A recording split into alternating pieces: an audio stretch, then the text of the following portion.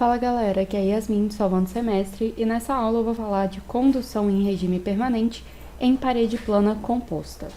Bom, na aula passada a gente falou da parede plana simples, né? E hoje a gente vai dar uma incrementada aí com a parede composta. E o que se trata, né? Do que se trata essa parede composta? Ela é simplesmente uma sequência de materiais diferentes que, por onde, né, o calor passa. Então, ao invés de eu ter só esse comprimento LA aqui, essa espessura LA desse material A, eu vou ter uma sequência aí de A, B e C. Não necessariamente isso vai estar no exercício se tratando de uma parede mesmo, né? Parede é só a nomenclatura que eles dão para explicar, né, esse raciocínio, essa lógica dessa sequência de três materiais unidos aí. Então, o que a gente tem aqui? A gente tem um fluido quente. Esse fluido ele tem uma temperatura T infinito 1. Do fluido quente para a primeira parede aqui, a gente vai ter uma convecção, porque a gente tem fluido com sólido, então ocorre convecção. Depois, entre as paredes, através das paredes, condução, porque a gente está falando de um sólido. E depois, da última parede para o fluido frio, a gente vai ter novamente uma convecção. E o que a gente considera? A gente considera, como o próprio título, né, do vídeo fala, condução em regime permanente, sem geração, aqui nesse caso, as propriedades constantes, que é o nosso K, né, e o nosso H. E também a gente vai botar aí uma geometria cartesiana. A gente analisa aqui na direção X. Quando a gente tem um exercício que envolve aí diferentes tipos de transferência de calor, e nesse caso vários materiais, o raciocínio, a lógica de pensar em circuitos térmicos é muito eficiente e ajuda muito no entendimento do problema. Então, a gente tem aqui, entre T infinito 1 e TS1, a gente vai ter uma resistência de convecção, 1 sobre H1 vezes A, que é a nossa área por onde a transferência está acontecendo. Lembrando, a nossa transferência de calor vai sempre do quente para o frio, então a nossa taxa ela vai passar nesse sentido. Se você não lembra como que a gente chega, né, nessa resistência de convecção, de condução, volta nos vídeos anteriores que tá explicadinho lá. Eu vou deixar aqui nos cards a playlist com todos os vídeos de transferência de calor. Dá uma revisada lá e depois volta para esse vídeo para conseguir entender tudo certinho. Depois a gente tem de TS1 a TS2 uma espessura LA, um coeficiente Ka, então essa resistência de condução.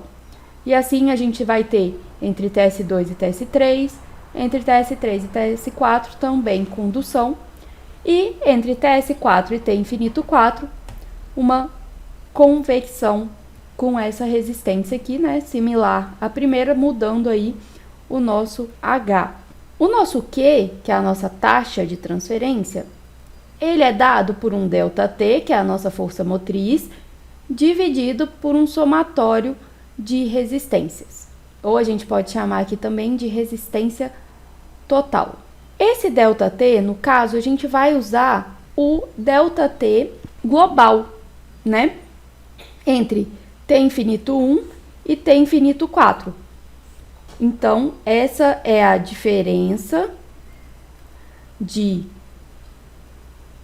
temperatura global. Bom, então a gente vai ter que Qx é igual a T infinito 1 menos T infinito 4 dividido pelo somatório dessas resistências. Aqui, como está tudo em série, é basicamente o somatório mesmo dessas resistências, beleza? A gente também pode fazer uma análise aqui, às vezes a gente não tem todas as informações, o exercício quer que a gente encontre alguma espessura, por exemplo, ou algum coeficiente. A gente pode analisar de forma individual, analisar só essa parte do sistema, ou a seguinte, e assim por diante. Então, a gente pode escrever que o nosso QX, ele é igual a T infinito 1 menos TS1 dividido pela nossa resistência 1, que seria 1 dividido por H1 vezes área.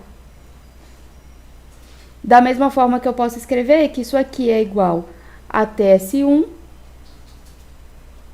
menos TS2 dividido pela resistência 2, que é o LA, dividido por Ka vezes A. Isso aqui eu posso fazer para todas essas resistências individuais. No final eu vou ter, nessa última, que seria o TS4, menos T infinito 4, dividido por 1 sobre H4 vezes A. Certo? Então, isso aqui também tá certo. Se a gente fizer a conta só até aqui, tá ok, vai dar o mesmo Q. Beleza? Esse Q, lembrando, né, eu falei no vídeo anterior, ele não vai variar no nosso X. A gente provou isso lá no vídeo anterior. Ele é o mesmo. Então, temos aí a nossa taxa. Quando a gente tem sistemas compostos, é conveniente a gente usar um coeficiente global de transferência de calor. A gente tem que a nossa taxa, ela vai ser o coeficiente global, que é o nosso U, vezes a área, e o ΔT, que é a minha força motriz. O U, ele é relacionado à resistência térmica total. Como seria essa relação, né? A gente tem que a nossa taxa é o ΔT dividido pelo somatório das resistências. Então, se eu igualar, né, esses dois Qs, essas duas equações de taxa, a gente vai ter U vezes área vezes ΔT é igual a ΔT dividido por somatório de resistências, que também aqui, né, é chamado de resistência total em alguns livros. Então, quando a gente manipula essa equação, a gente vai chegar aqui, U vezes área é igual a 1 sobre somatório de resistências. Então, o meu U, que é o meu coeficiente global, ele é igual a 1 dividido por A vezes somatório de resistências. Área vezes somatório de resistências. Essa aqui, então, é a nossa primeira equação para o coeficiente global. A gente ainda pode escrever que o meu somatório de resistências é igual a 1 dividido por U vezes área. Também é a nossa outra equação que relaciona, né? A nossa outra equação que relaciona o somatório de resistências com o nosso coeficiente global. Esse coeficiente global, ele aparece muito quando a gente vai estudar lá operações unitárias 2, que trata dos equipamentos de transferência de calor, beleza? Por essa aula é só, pessoal. Se você gostou do vídeo, curte, comenta se teve alguma dúvida, me conta também de qual universidade você é, compartilha esse vídeo com os colegas e até a próxima aula!